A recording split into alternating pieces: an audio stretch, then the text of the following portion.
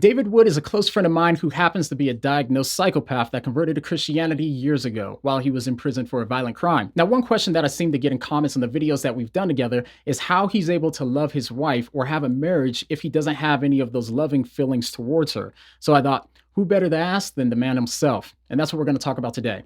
So if this is your first time here, go ahead and hit that sub button. And meme team, you guys ready? Then let's go! A lot of people think that you can't have a marriage, right? That's another kind of comment that I see from a lot of people. They say that you can't have a marriage or you can't have a wife because you don't have these warm, fuzzy feelings all the time that other people might have. What do you think about that? Well, I mean, I'm about to hit my 18th wedding anniversary. Yeah. I got 5 kids, so I beg to differ. So now there are issues to go through because lots of guys, if their wife starts crying or something like that, they'll have an emotional reaction too, and so I don't. So do you look at her when she's emotional and then you like tell yourself, oh wait, that's an emotion, I should react to it? Absolutely. Yeah, absolutely. Sense. No, I've been doing that, and I started doing that before I met my wife. Okay. Recognizing, hey, this is how I'm supposed to react. I started doing that when I was a little kid, right? Like, oh, this is how everyone else reacts when someone dies. Therefore, I need to start acting like that.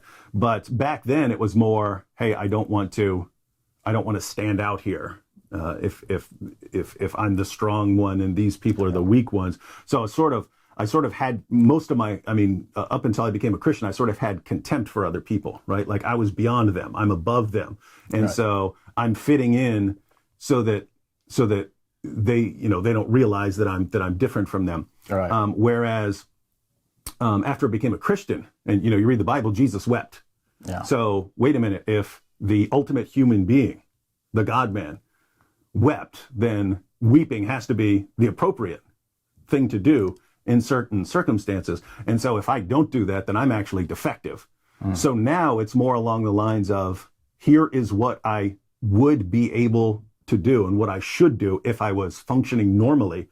I'm not, I'm defective. And so I have to strive to behave in appropriate ways that aren't based on my emotions. But it's all, okay, if I were a normally functioning human being, this is what I would be doing. I'm not. And therefore, I have to try to be. That makes sense. Are you able to kind of like, this is kind of a weird question, but can you like generate some kinds of feelings intentionally? Does that make sense? Like when you try to do that stuff, do you kind of generate something that kind of feels like feelings? I wouldn't know how you'd recognize that, but you know what I'm talking about? I've actually heard, I read an article on this once, but I heard that there were experiments on this where they would take people who've been diagnosed as psychopaths and get them to focus on images, and they're like scanning their brains and nope, they're not having any reaction, but they would tell them, can you try? And they would try, and they were able to get that brain activity going, and they were able to elicit some, but no, I haven't really tried. You unloving man. Yeah. Oh, look, you're just in time for me to tell you that up next, we will continue the convo by asking the common question of, can psychopaths be saved? I don't think you want to miss this one. Go ahead and click on this playlist right here, and I'll see you over there. And if you're thinking, I'm not going to click on that, I'd just like to ask you, what do you meme?